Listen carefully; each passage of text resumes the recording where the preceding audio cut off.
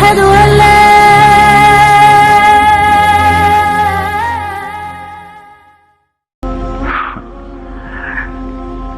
جس قوم کی بچیاں ناچ گانے کو اپنا شعار اور شوق بنا لیں، ان کی نسل سے اب خالد بن ولید نہیں پیدا ہو سکتے، ناچنے والے ہی پیدا ہوں گے۔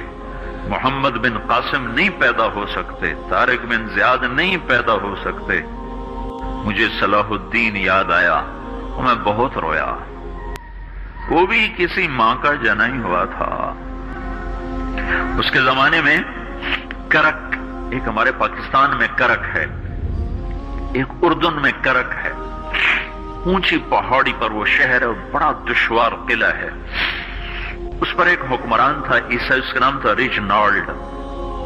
تو کرک کے قریب سے قافلے گزرتے تھے حج کے، تو اس نے ایک دفعہ حاجیوں کے قافلے پہ حملہ کیا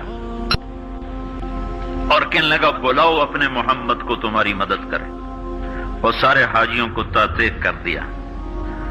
اور دوسری دفعہ اس نے بحری بیڑا تیار کی اور مدینے پر حملہ کرنے کے لیے وہ بندرگاہ تک پہنچا یمبو کی، لیکن موسمی حالات سازگار نہ تھے تو واپس ہو گیا۔ تو حطین کی لڑائی ہوئی ہے فلسطین میں، جس میں سارا یورپ اپنی طاقت کے ساتھ میدان میں اترا تھا، اور ادھر تنہا صلاح الدین ایوبی رحمت اللہ علیہ اکیلا اس لشکر سے ٹکرایا تھا، اور انہیں اس میں ساری رومن امپائر کو شکست ہوئی تھی۔ تو بڑے بڑے بادشاہ اس میں گرفتار ہوئے، تو اس میں ریجنالڈ بھی گرفتار ہو کے آیا۔ تو کوئی 12 بادشاہ تھے ریاستوں کے جو سامنے اس کے پیش کیے گئے، تو پیاس کی شدت سے سب کا برا حال تھا۔ تو صلاح الدین نے سب کو پانی پیش کیا، ریجنالڈ کو نہیں پیش کیا۔ تو یروشلم کا جو بادشاہ تھا ہمفرے، اس نے اپنا پانی بچا کے اس کو دیا۔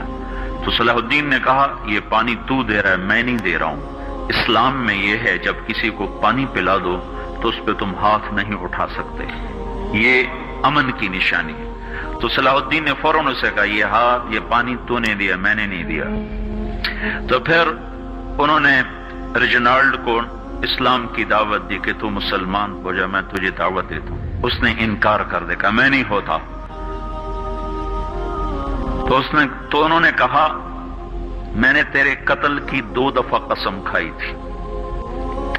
ایک جب تو مدینے پہ حملہ آور ہوا تھا تو میں نے قسم کھائی تھی میں تجھے اپنے ہاتھوں سے قتل کروں گا، اور دوسری دفعہ جب تم نے حاجیوں پہ حملہ کر کے کہا تھا بلاؤ محمد کو، تو میں نے قسم کھائی تھی کہ مجھے اللہ نے موقع دیا تو میں اپنے ہاتھ سے تیری گردن اڑاؤں گا۔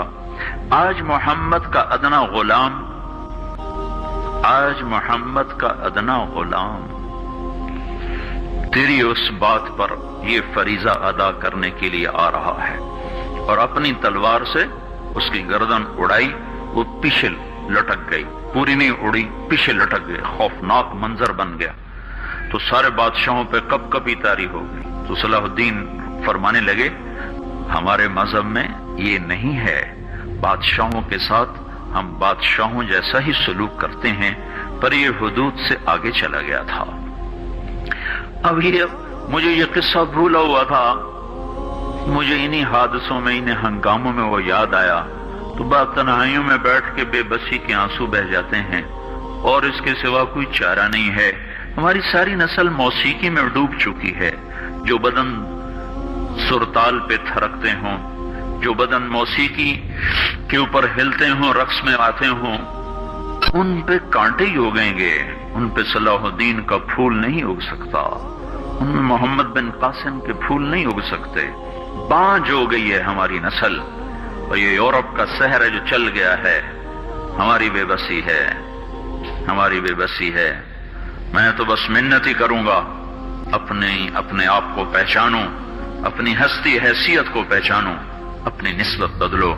تمہاری نسبت یورپ کے ساتھ ہو کے اگر موت آئی بے قیمت ہو جائیں گے، اگر مدینے والے کی نسبت مل گئی تو حضرت فاطمہ کے دائیں بائیں تمہیں بھی کھڑا کر دیا جائے گا، حضرت خدیجہ کے دائیں بائیں تمہیں بھی کھڑا کر دیا جائے گا۔ یہ چند دن ہیں، صبر کر لو، گھٹ گھٹ کے مر جانا ہی بیٹیوں کی روایت ہے۔ مشرق کی بیٹی اس نے گھٹ گھٹ کے مرنا ہی سیکھا ہے۔ ہاں، یہ آزادی، یہ آوارگی، یہ مغرب کی عورت کا خاصہ ہے، اور 18ویں صدی تک مغرب میں بھی کوئی عورت ایسے ننگی نہ تھی، اور گھر کی زندگی تھی۔ اس ویڈیو کو شیئر کریں اور مزید ویڈیوز کے لیے ہمارے چینل کو سبسکرائب کریں۔ شکریہ۔